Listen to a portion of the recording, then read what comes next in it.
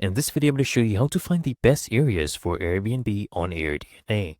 Really easy and simple. Come to the AirDNA website, and on the homepage, you will see the market, right? So we have the markets right here, the overall broader markets, and now we have the sub-markets as well. And what you want to do is filter them according to market score. This is the best way, in my opinion. And of course, if you want, you can filter it according to occupancy, revenue potential, or daily rate. But I would suggest you stick to market score. For example, let's see some options we have here. We have Denver Heights. We have Las Vegas Strip, right?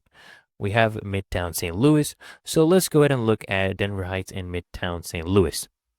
So this is Denver Heights. The market score, sub-market score is about 100. So it seems like there's a good investability, rental demand.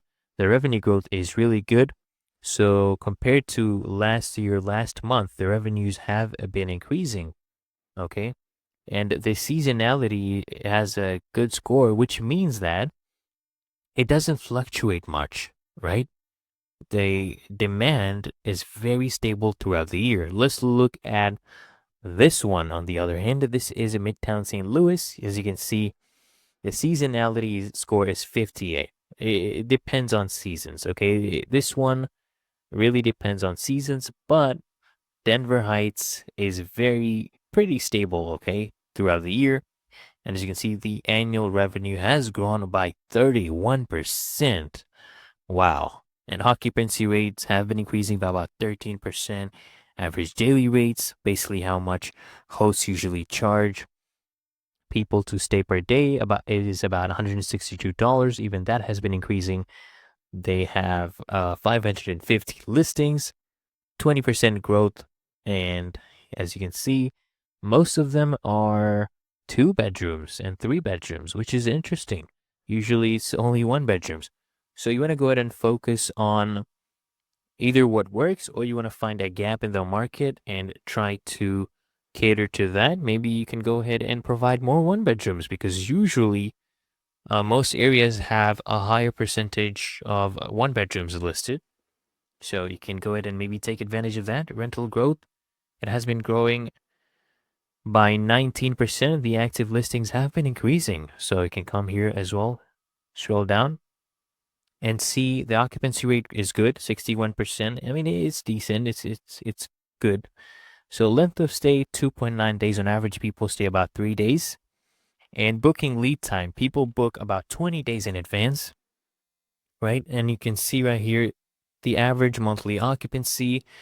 Let's see, last 3 years. I see, has it grown? It's reduced by about 1%. I would say it's kind of stable. Now let's look at Midtown St. Louis.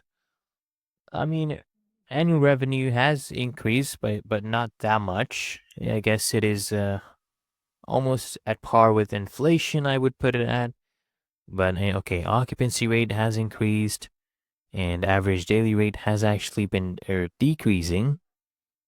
So maybe people are not getting as many, people to rent, and they have been reducing the prices.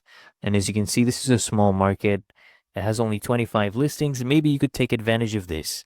This could be a gap in the market for you, and you can go ahead and take advantage. Maybe look, this one has mostly 1 bedroom, so you could go ahead and try to do more of 2 bedrooms.